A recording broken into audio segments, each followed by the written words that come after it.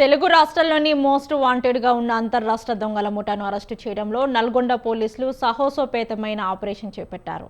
నిందితుడిని పట్టుకునే క్రమంలో అతడు ఇనుప రాడ్డు కత్తితో పోలీసులపై దాడి చేయడంతో ఓ హెడ్ కానిస్టేబుల్కు తీవ్రంగా గాయాలయ్యాయి. దీంతో ఆత్మరక్షణలో భాగంగా పోలీసులు ముందుగా గాల్లోకి హెచ్చరికలు కాల్పులు జరిపి అనంతరం నిందితుడి కాలుపై కాల్పులు జరిపి అదుపులోకి తీసుకున్నారు.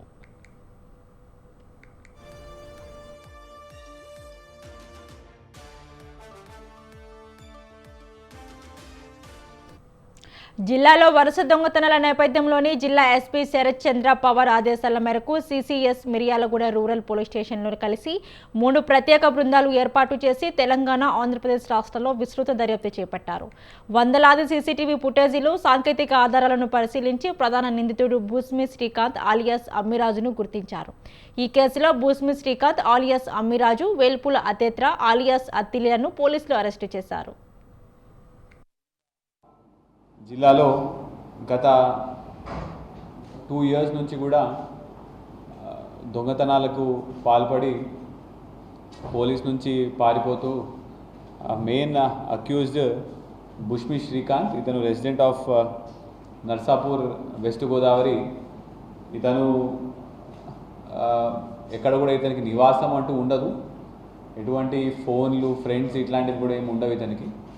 ఇతను ఒక ఏరియాలో ఇల్లు రెంట్కి తీసుకొని ఒక 10 రోజులు ఆ ఇంట్లో ఉండి మళ్ళీ అక్కడ 2-3 దొంగతనాలు చేసి మళ్ళీ ఇల్లు ఖాళీ చేసి వేరే చోటికి వెళ్ళిపోతాడు. సో ఆ విధంగా ఇతను నల్గొండ జిల్లాలో గత 2 సంవత్సరాల నుంచి కూడా 8 ప్రాపర్టీ అఫెన్స్లు అంటే దొంగతనాలు, HB by day, HB by night.